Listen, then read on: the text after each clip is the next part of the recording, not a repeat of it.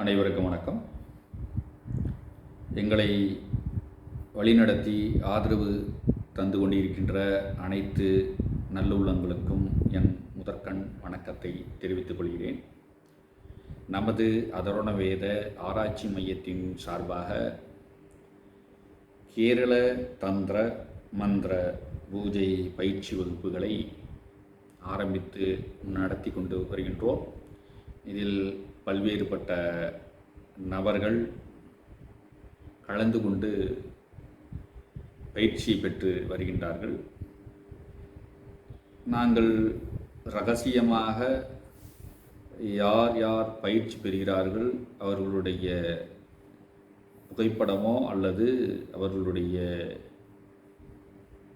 பூஜை முறைகளை வீடியோ எடுத்தோ நாங்கள் எங்களுடைய யூடியூப்பில் பதிவிட மாட்டோம்.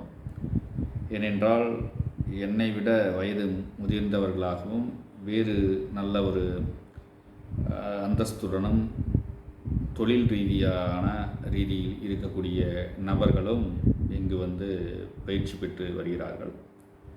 அவர்கள் இரகசியமாக இந்த கலையை பயின்று அவர்களுடைய வாழ்வில் ஏற்படக்கூடிய சிறு சிறு பிரச்சனைகளையும் மற்றும் அவர்கள் வாழ்வில் தங்களுக்கு தாங்களே பலப்படுத்தி கொள்ளக்கூடிய முறையில் இந்த பூஜை முறைகளை கற்று அவர்களை பாதுகாத்து கொள்வதற்காக இது உதவும் என்பது அவர்களுக்கு தெரிந்து என்னிடத்தில் வந்து இந்த கேரள தந்திர மந்திர பூஜை பயிற்சி வகுப்புகளில் கலந்து கொண்டு வருகிறார்கள். அதுபோல் அநேக அன்பர்களும் எனது செல்ஃபோன் நம்பருக்கு தொடர்பு கொண்டு பல்வேறுபட்ட சந்தேகங்களை கேட்டு அதன்படி நடைமுறைப்படுத்தி வருகிறார்கள். மற்றும் எங்களுடைய பயிற்சி வகுப்பு கேரளாவில் தந்திரிகள் மற்றும் நம்பூதிரிகள் பயிற்சி அளிக்கக்கூடியது போல் இருக்கும். ஏனென்றால் அடியேன் சுமார் 5 ஆண்டு காலம் கேரளாவில் ஒரு நல்ல குருமாரிடம் இருந்து பயிற்சி பெற்று மலையாள மொழியையும் அறிந்து மலையாள மொழியில் உள்ள கிரந்த நூல்களையும் ஓலைச்சுவடிகளையும் ஆராய்ந்து அதில் ஒரு ஆய்வுக்குரிய ரீதியில் நிறைய ஆய்வுகளை மேற்கொண்டு வருகின்றேன்.